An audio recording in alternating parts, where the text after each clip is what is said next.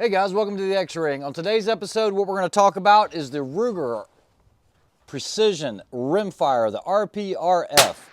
So myself and Rick have been doing a lot of shooting here lately, and I was able to pick up a Ruger RPR rimfire the other day. Paid a little over $400 for it, and I really like my CZ455. But I did a video with a head-to-head comparison, and that RPR actually outshot my 455. So today, just a few minutes ago, Rick actually picked up one as well. We've topped them off with the Burris XTRs, the one that I won at the Bushnell Elite. So playing around with the different ammo yields completely different results. We wanted to try to do some long range with it. And so we figured, you know, maybe stingers being so hot, I know that's not usually the best for accuracy, but just being able to reach out there. Well, believe it or not, by shooting something a little lower velocity, like 1,200 feet per second, but not having to buck the wind so badly as into shooting some suppressor ammo or something like that that yielded a little more accuracy, the good medium has been the Remington Golden Bullet.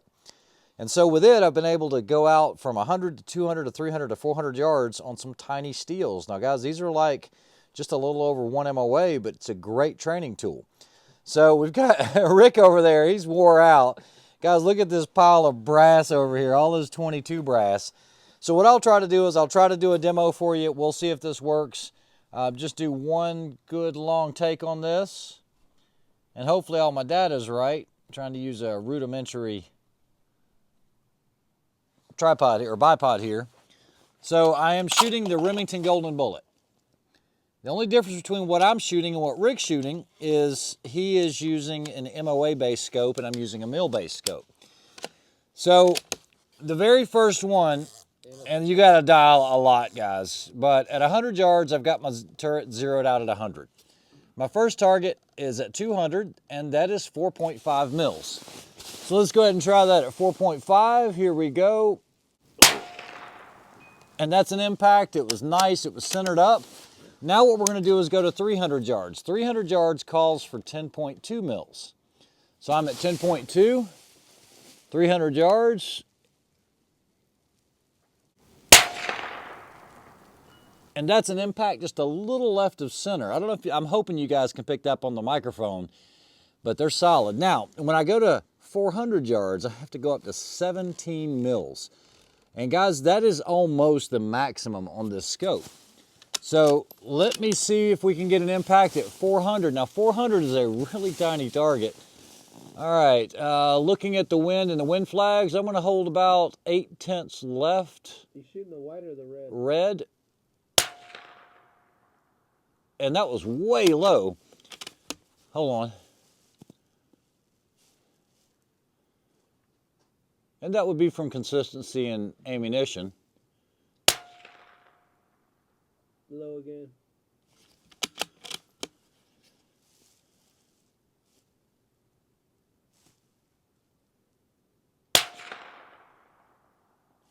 All right.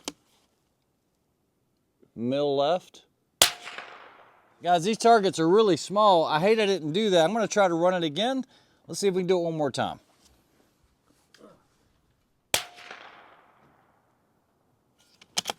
That's an impact. Now guys, you will burn through a lot of 22 ammunition, but man, this thing is awesome. And for $400, man, it is tough to beat. It is a great draining tool. I can see it would be great for positional stuff.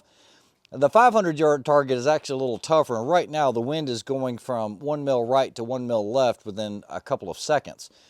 But man, this is a great platform. It has the adjustable cheek riser, adjustable length of pull.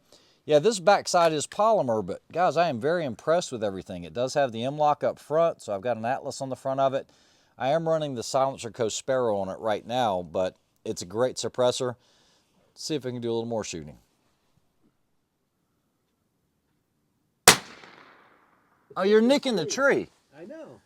I'm left edge right now. Yeah, but you're... No, I'm right edge. I'm shooting the bottom right. Yeah, you're in line with that tree, though. How do you even see that target? When you're a ninja like me? You're not a ninja. You just hit the tree. Yeah, but if you hit the tree enough, it'll move. On it. All right, here we go. Bottom right of the target. Bottom left. You're saying the wind's going from left to right? Go ahead.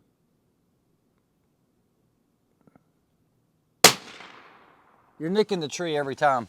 You're never going to get impacts on that. You're going to have to shift positions. I can see the tree clearly. You're hitting the tree.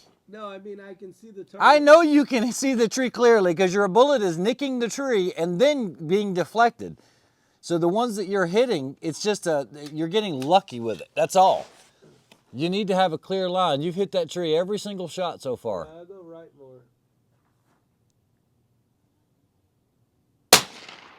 You hit it. So See, you got to hold right at. You got to miss the tree. I gotta hold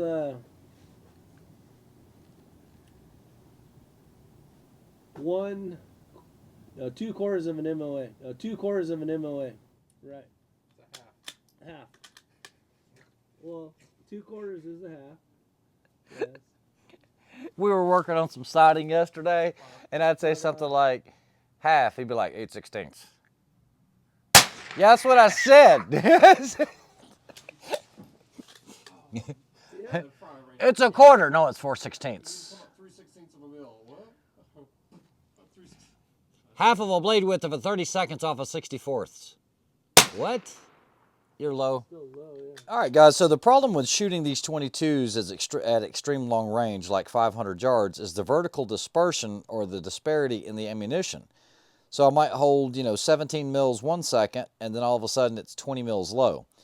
And then you adjust for that, and then it's back to 17. So I'm switching to the Ely 10X. I'm shooting a 500-yard target. It is a little over 2 minutes of angle. So let's see what we can get.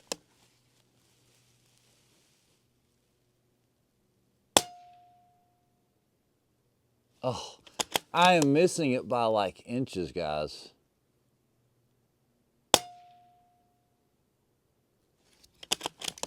Inches.